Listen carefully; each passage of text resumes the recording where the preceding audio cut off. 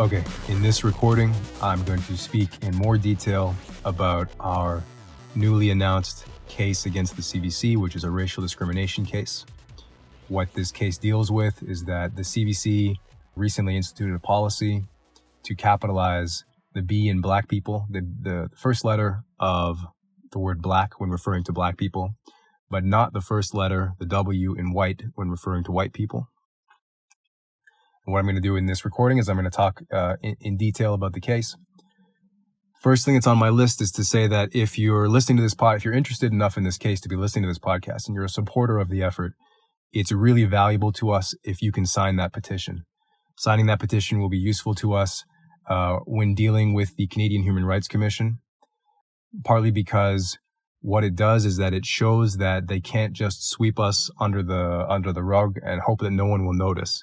If we can point to a petition that has a bunch of signatures on it, we can say, look, there are people who are interested in this case and who are paying attention to this case and watching this case. And if you just dismiss it for no good reason, then there's going to be a bunch of people who make a big deal about it and care about it and are upset about it. So it's useful for that reason. It's useful to make our case because as we talked about in the announcement video for this case, the CBC said it rationalized its policy. The CBC rationalized the new policy change by arguing that they were just conducting themselves in accordance with the wishes of their audience. But if we have a petition, if we're able to demonstrate that actually the audience is opposed to this policy, or a significant portion of the audience is opposed to this policy, and they still continued to make the change or to not correct their policy, that is evidence of racial discrimination. And the petition could also be useful to us just in dealing with the CBC directly. It is possible that we might be able to resolve this without even going to court and without even having to go in front of the Canadian Human Rights Commission. If we can just get a good petition and then send that to the CBC, they might cave in and say, you know what, we don't want to fight tooth and nail about this. We don't really care that much about whether or not the W in white is capitalized. And they might just, for the sake of getting along, they might make the change in and of themselves. So if you can sign that petition, that could be very useful and very practical and valuable to us. It'll take you about 20 seconds. You just have to put your first name, your last name, and your email address. There should be a link in the description box on whatever platform you're listening to, YouTube or Spotify or whatever. Take about 20 seconds. There are checkboxes underneath your name that you can deselect if you don't want your name displayed publicly. So yeah, go do that now. Go click the link, first name, last name, email, deselect the checkboxes if you don't want your name displayed publicly. And that could be very useful to us. Okay, next thing on the list. So I'm going to explain the case from beginning to end. So this question of whether or not black should be capitalized or whether or not white should be capitalized, central to the issue is the question of whether or not black and white are adjectives, or are they proper nouns? So if you think about normally when you're writing something and you refer to the black cat and the green car and the blue sky, would you capitalize black and green and blue in those cases? No, you wouldn't, because they're just normal adjectives. But what about if you have over here you have the black cat and over here you have the black man? Would you capitalize black when referring to the black man? And why would you capitalize it when referring to the black man and not to the black cat? So what the CBC is saying, and I agree with them, and it's not just the CBC who says this, it's also it's a number of news organizations. The Globe and Mail does it, the Toronto Star does it, the Canadian Press does it, in the United States the LA Times does it, New York Times does it, Associated Press does it, and a bunch of other news organizations have started doing it as well. And the rationale for it is that when you talk about the black man or you talk about black people, you're not just using an adjective. You're not just describing their color. The term black is a proper noun. It's a title. It's a symbolic title for an ethnic group. So a proper noun. So if an adjective is a descriptive word, a noun is a person, place, or thing, and then a proper noun is a specific person, place, or thing. So if man is a noun, my name's George. George is a specific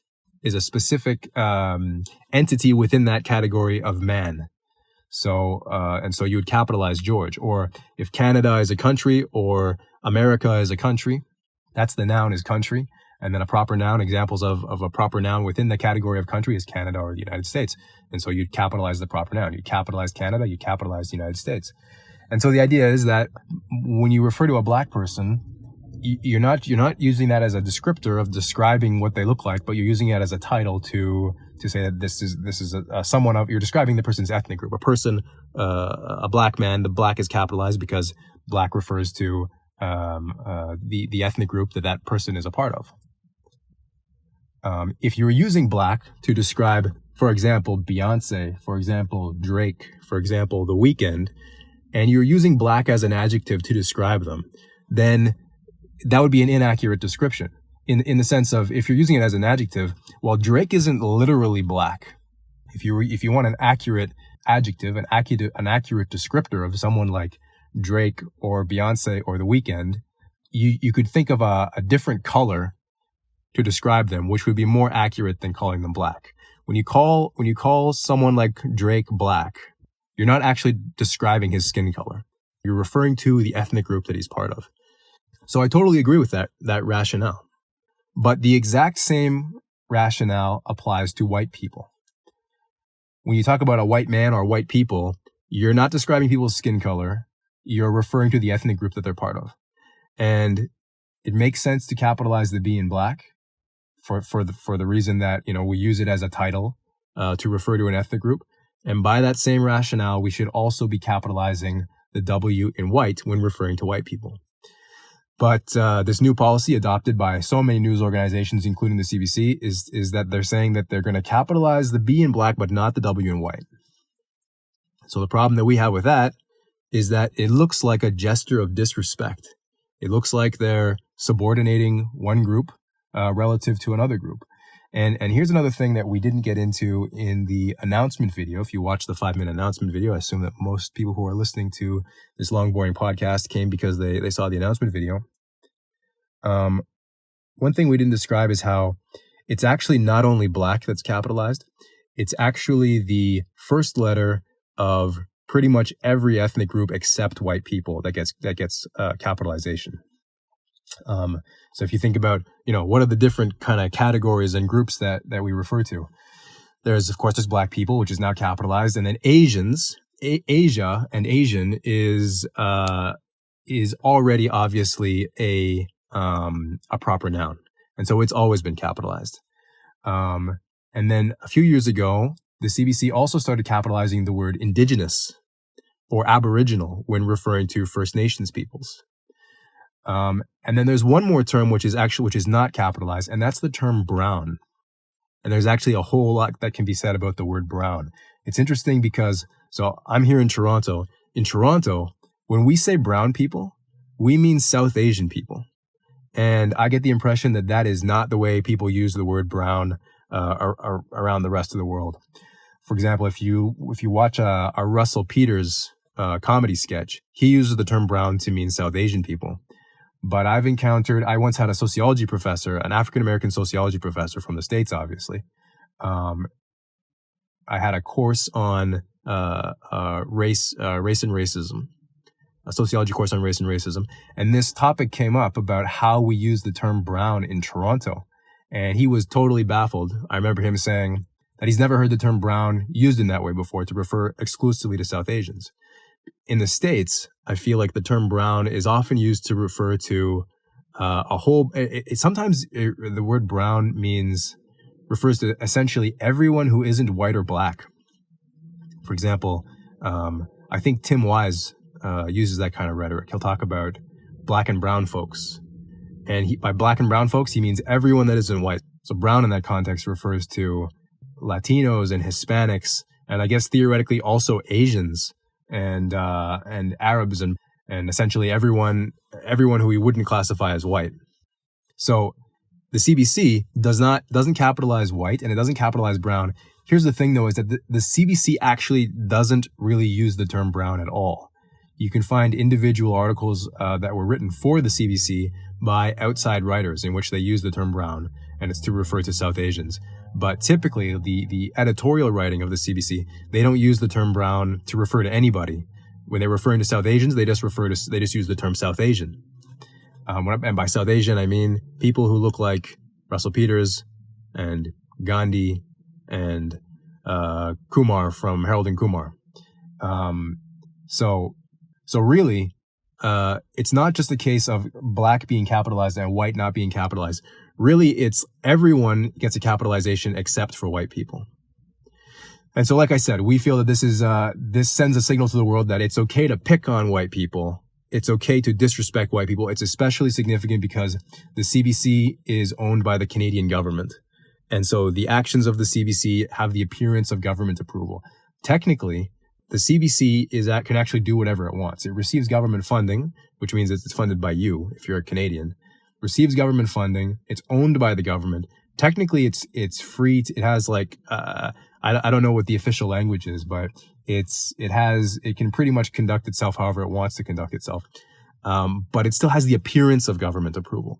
And so when people in Canada, they look at the CBC and they see that white gets lowercase and everyone else gets capitalized, it gives the impression that, oh, you can mess with white people and they won't do anything. It's okay to disrespect white people. Look, even their own government disrespects them and they get away with it. And the white people don't even do anything. So this is symbolically important. This is degrading. It sends the message that it's okay to disrespect and discriminate against white people. Even their own government does it and they don't do anything about it. So that's why we feel that it's important. Canada is an officially multicultural country, and that's kind of like one of the flagship defining policies of Canada. At least especially if you listen to Canadian government propaganda, is that multiculturalism is a big deal in Canada, and the underpinning assumption of multiculturalism is the idea that people's culture and people's identity are a big deal. They're not something that you can just dismiss or treat lightly. People's culture and people's identity are something that needs to be taken seriously. And so if that's going to be the policy of our country, if we're going to play that game and we're going to play by those rules, then we want the rules to be consistent. We don't want a double standard. We want a consistent standard. We want the rule of law where the law applies equally and the standards and policies apply equally to everyone, including us, including European Canadians, including white people. And so this should be taken seriously, and it's not something that can be just swept under the rug and ignored. This is a big deal, just as our government affirms that it is. This is this question of identity, this question of culture. And another element, another policy to point to is hate speech law in Canada. In Canada, we have 2 or 3 levels of hate speech law. We have criminal hate speech law, and then we have 2 forms of hate speech law at the human rights level. So we have 2 forms of human rights law. We have human rights law at the provincial level and human rights law at the national level. And a few provinces have hate speech, like their own individual hate speech policies. And then it used to be the case that we also had a hate speech law at the national level of our human rights law. That was recently overturned because it was found to be unconstitutional. But there are people who are trying to bring it back. But anyway, the thing that I want to reference about hate speech law is there's this theme in Canadian hate speech law. So when you talk about criminal law, the rationalization for why hate speech can't be allowed is because it might incite people to commit acts of violence. If you say, this group are parasites, this group are dirty, this group are inferior, it might lead people to commit other acts of other illegal behaviors, such as discriminating against that group, disrespecting that group, or acts of violence against that group. On the human rights level of hate speech law, however, the relationship between the rationale for why hate speech is a problem is not simply that it's indirectly a problem, that if you say this about people might mistreat them. The rationale at the level of human rights law is that hate speech is directly damaging. in the sense that it damages people's sense of self-worth. So if you were to say, for example, that green people are less intelligent, green people are inferior, green people have this or that negative trait, and that they are abusive, and that they're parasites, and that they are exploiting other people in society, that message in and of itself is directly damaging to green people because it harms their sense of self-worth. So this is a theme in Canadian law, that if you hurt people's feely-wheelies, then that is something that is so significant that it's illegal, and you'll be punished for it.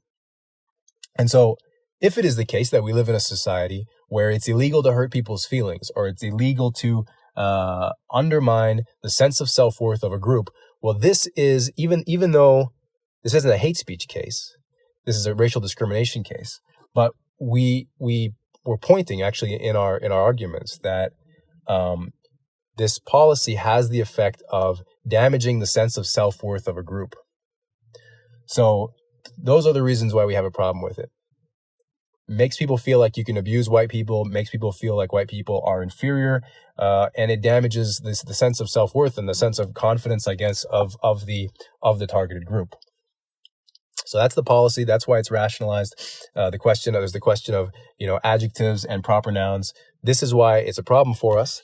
And now I'm going to get into the experience that we've had so far, the back and forth with the Canadian Human Rights Commission in regards to this case.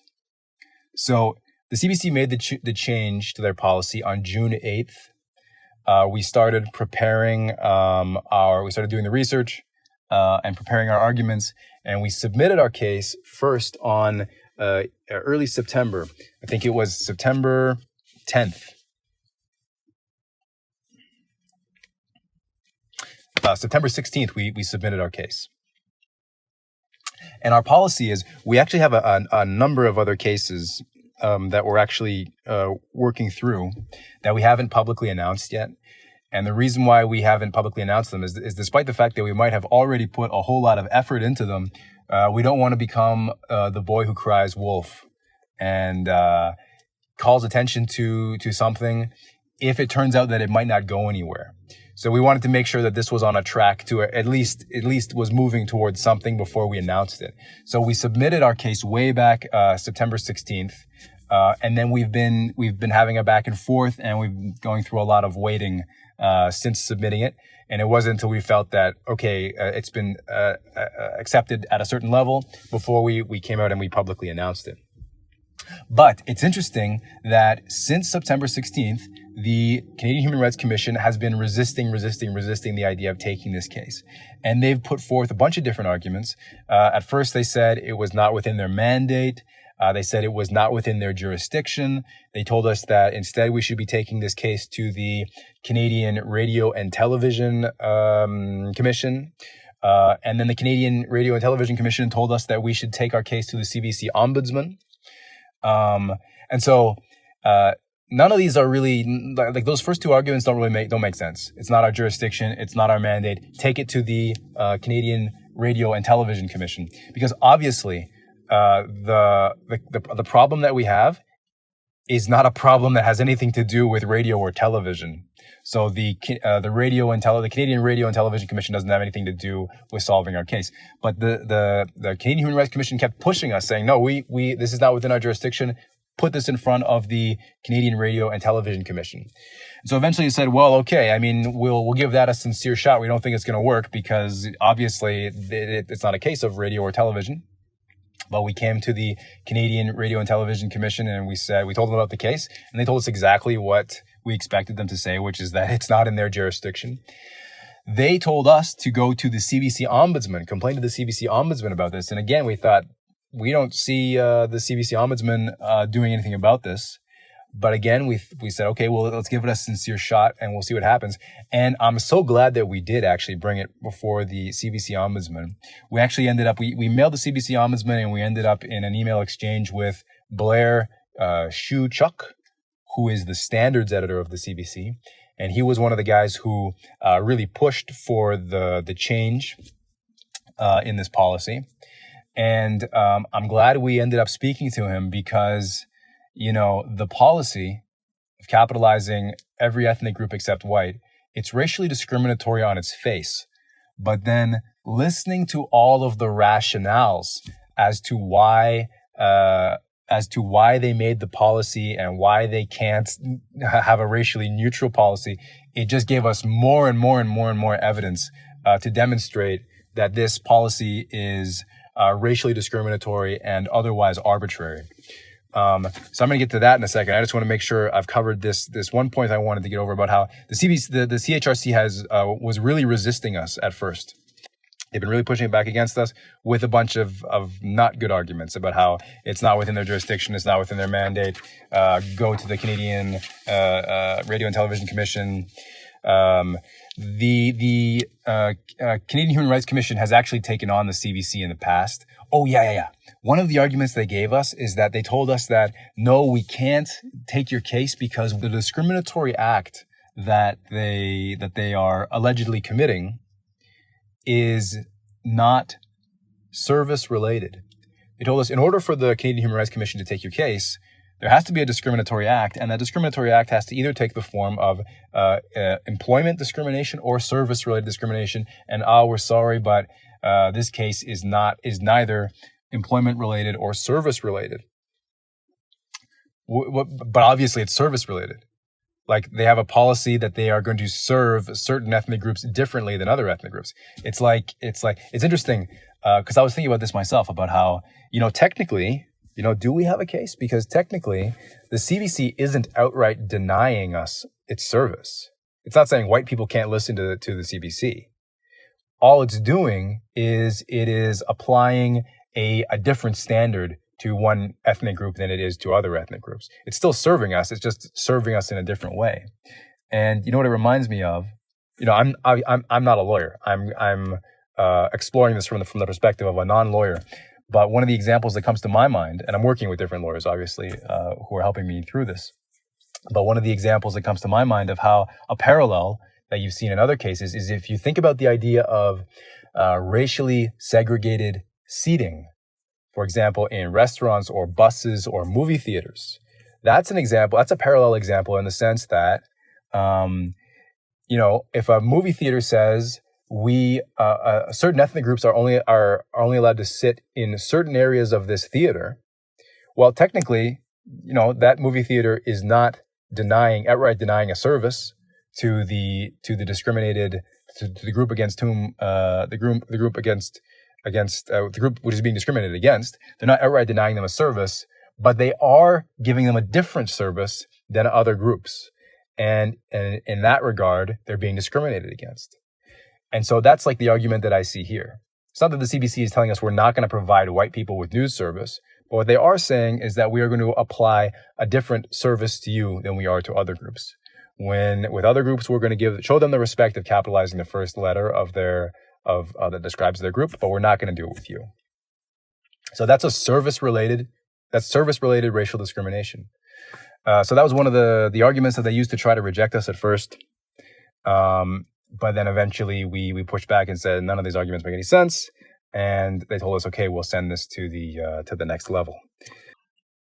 Okay, now I'm going to go over the exchange that we've had with the Canadian Broadcasting Corporation directly. So this is my second trying to go through this. Initially, what I tried to do was just to read through the letter itself. What we did was we sent to the CBC essentially a modified version of our human rights complaint. And we essentially sent the message to the CBC and we said, we think that your policy opens you up to a racial discrimination case, and we recommend, I guess, that you change the policy. We sent them a 2,100 word document, which is probably one of the longest complaints that's ever been received by the CBC ombudsman. And we had all these precedents and stuff and different sections of our letter and different legal arguments. And they actually wrote back to us an even longer response. They wrote back to us a response that was over 3,000 words, like 3,100, 3,200, something like that. So I appreciate that our complaint was taken so seriously that they took the time to give us such a thorough response. Thing is, though, that So I tried to, for the sake of this podcast, I tried reading through the whole letter. And the thing is that the letter is just so full of errors, so dense with flaws that it was like, I couldn't really get a flow going, because it's like walking through a forest. You take a single step and you have to cut down a tree, and then a single step and then cut down a tree, because there's just so many flaws in this. So this is my second time trying to explain this in podcast mode. And I've simplified it a bit. I'm going to try to address this letter in broader strokes. And the way I'm going to do that is I'm going to talk about the simple problems with the letter, like the factual problems with the letter. And then I'm going to get into a more theoretical and philosophical discussion. So let me begin with reading off the reasons that the CBC has given as to why they've created this policy. There are 3 reasons why they've chosen to capitalize black, and there are 3 reasons why they've chosen not to capitalize white. So beginning with the three reasons how they rationalize why they capitalize black. They're pretty short. They say, as our in-house language guide points out, we adopted this style to acknowledge the distinctiveness of shared black history and black culture, to respect the frequently voiced preferences of black people, and to reflect increasingly common usage in Canada. So right off the bat, this is something we addressed in the article. This idea that the change was made to respect the frequently voiced preferences of black people. While the Freedom of Information request that we submitted produced only 5 requests by black people to capitalize black.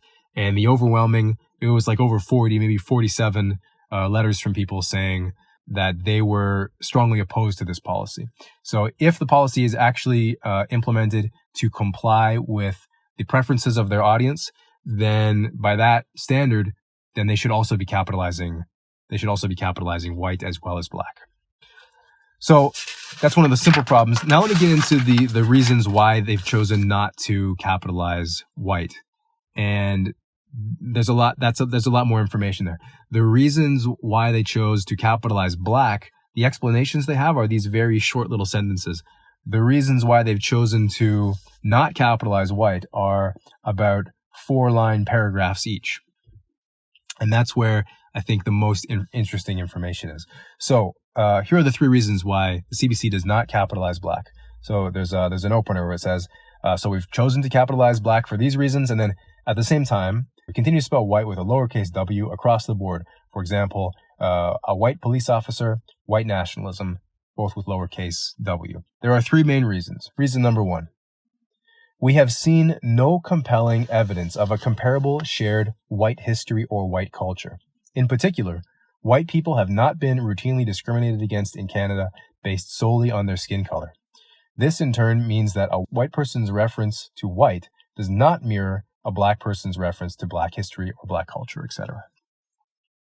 So the most interesting part about that rationale, point number 1 for why they don't capitalize white, is this what appears to be the assumption that identity is necessarily predicated on the experience of having been discriminated against, which is pretty fascinating. You could do a whole Nietzschean slave morality analysis of why someone might think that way. But obviously, I think it's pretty intuitively ridiculous. Isn't there another identity out there other than being defined by the fact that you've been defeated and oppressed? Defeated and oppressed by who? There is another identity out there, another way of understanding yourself and seeing yourself and defining yourself, which is as the winner and as the oppressor, as the dominant figure in that relationship of oppressor and oppressed, of winner and loser. It's the argument that, well, white people, we're not going to show white people the respect of capitalizing the first letter of their group because they've never been oppressed or because they've always been winners. That doesn't make sense. You can have an identity as a winner. You can have the identity as an oppressor and as a colonizer and an affirmative identity. To say, we are the most dominant people in the history of the world. So anyway, this idea that an identity is necessarily predicated on the experience of having been discriminated against seems predicated on a false assumption. Okay, the next two reasons why they rationalize capitalizing white but not black, or black but not white, those are the two which I think are more interesting, and they interplay with each other. So reason number two for why the CBC doesn't capitalize the word white. He says that the umbrella term white refers to people with lighter skin, mainly of European descent, who already enjoy various capitalized terms to express their identities, such as Baltic, Irish, Nordic, Slavic. This includes the generic word Caucasian. By contrast, Black Canadians have not had similar options. So like I said, I'm going to go over the simple stuff first. So right off the bat, the simple stuff. The idea that, so he says that white people have the terms Baltic, Irish, Nordic, and Slavic, whereas black people don't have those terms. Baltic, Nordic, and Slavic are all just ethno-linguistic, pan-national identities within Europe. Do black people not have equivalent ethno-linguistic categories? Of course they do. For example, and we wrote this back to him when we sent our response. So, for example, black people have Afro-Asiatic, Khoisan, Niger-Congo, and Nilo-Saharan, and we even sent him like a Wikipedia article on African ethno-linguistic groups. So again, this is just a false assumption. White people have these categories, but black people don't. Black people absolutely do have these categories. He also includes in his list of identities that white people have, but black people don't, he includes Irish, which is really weird because Irish is not an ethno-linguistic group. The Irish are a national group. And so is his position that black people don't have national groups? Of course, black people have national groups like, or nations like Nigerian and Ghanaian and Ethiopian and Congolese.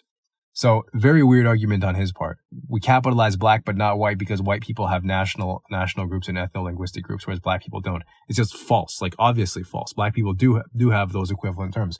And then he also makes the point about white people have Caucasian, but black people don't have Caucasian, which again is just ridiculous and absurd because I'm sure everyone who's listening knows what the black equivalent to Caucasian is.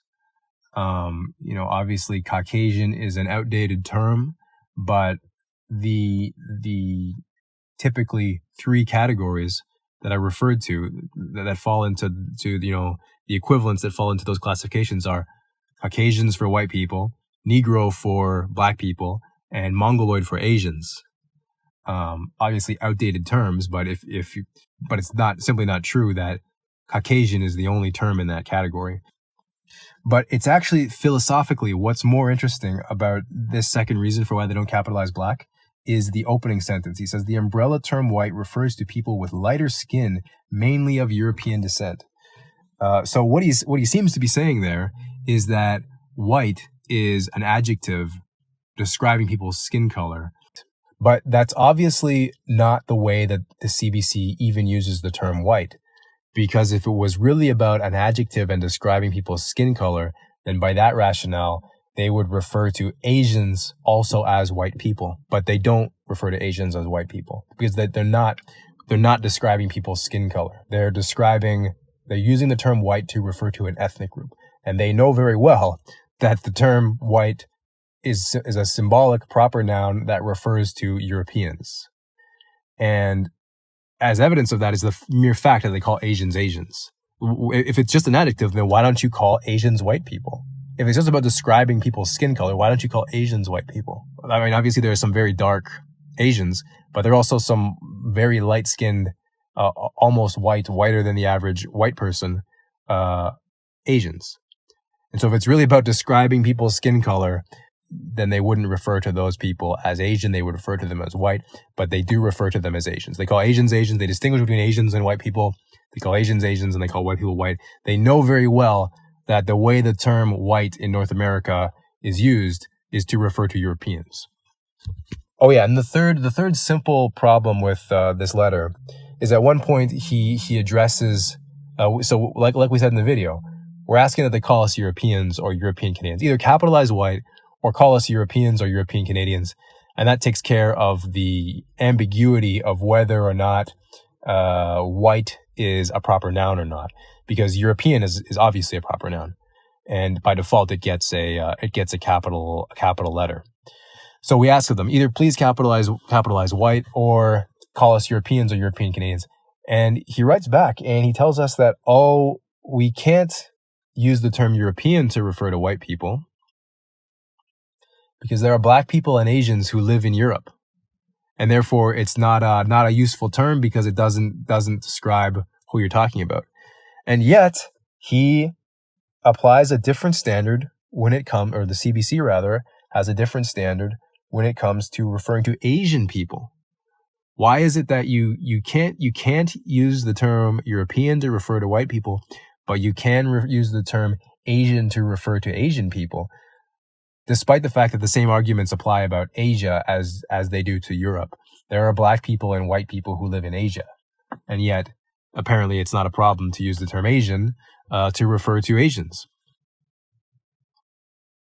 This is the third reason as to why they don't capitalize white. He says that there is no widespread championing of white in everyday English compared to, say, Black, Indigenous, and Aboriginal. Instead, the most passionate advocates also often appear to promote white separatism and white supremacy. So first of all, what's interesting about the way he presents this argument, so this theme of how the only people who capitalize white are white nationalists, white supremacists, and white separatists, that's a theme that pops up again and again 5 different times in his response letter back to us. And it's interesting that he never really goes the full distance to kind of complete the circle of the argument. He kind of just lays the fact down, lays it down on the table without actually kind of explaining why he's bringing this theme up again and again and again. This idea that instead the most passionate, listen to the argument again, there is no widespread championing of white in everyday English compared to, say, Black, Indigenous, and Aboriginal. Instead, the most passionate advocates also appear to promote white separatism and white supremacy. And then he doesn't complete the argument and say, well, therefore, because the people who capitalize white also tend to support white nationalism, therefore we can't capitalize white because, and he never explains what the because is. Just because white people do it, white nationalists do it, or white separatists or white supremacists do it, why can't you capitalize? Why is that a reason why you can't capitalize white? And so I think that there are, in my mind, he's likely taking potentially 2 positions. Reasons why you can't capitalize white, pointing to the fact that white supremacists, white nationalists, and white separatists capitalize white. One argument he might be making is that the number of people who capitalize white is very small. It's a very small minority of people whose identity is so important to them that that they capitalize white, and it's so central to how they define themselves and see themselves that they think it deserves capitalization. The number of people who do that is a very small minority of people. Therefore, that small minority can be dismissed. Maybe that's what his argument is. Because it's so small, you don't need to take that group of people seriously. But if you ask me, that argument, if that's the argument that he's making, that argument does not bode well with Canada's policy of multiculturalism. The whole idea of multiculturalism, actually, like I said earlier, depending on how I edit this, the idea of multiculturalism is that in Canada, there is no default culture. There is no norm that all other peoples have to conform to or assimilate to. Instead, Canada is a multitude of peoples, a multitude of cultures, all of which are equally valuable and equally deserving of respect, regardless of their relative size.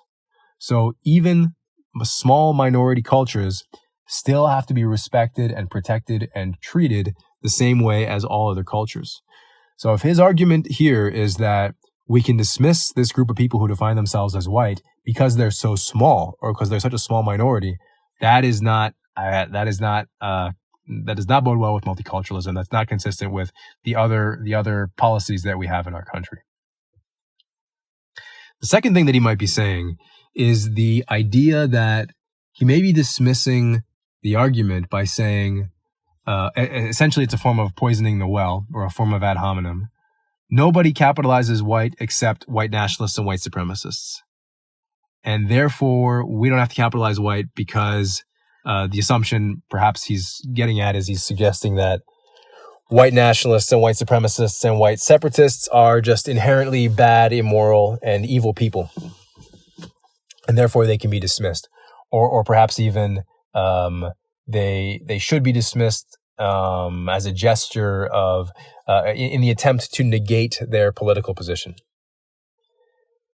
And now here's the thing that I've really been wanting to get to, an idea which I think might be kind of difficult to articulate, but I'm going to try to express it anyway. This idea that, okay, check this out. If you think of this idea that black is a proper noun. So if a proper noun, let me read to you here how a proper noun is defined. When you type in proper noun, the first thing that pops up on Google defines a proper noun as: a proper noun is a noun that identifies a single entity and is used to refer to that entity, such as London, Jupiter, Sarah, or Microsoft, as distinguished from a common noun, which is a noun that refers to a class of entities and may be used when referring to instances of a specific class. So if black is a proper noun, well, what category of entities is black in? Is black a country? Is black a religion?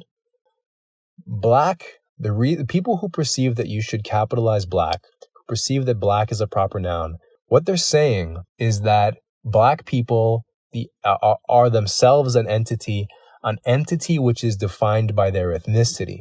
And an entity which is an entity of people, a group of people defined by their ethnicity, is called a nation.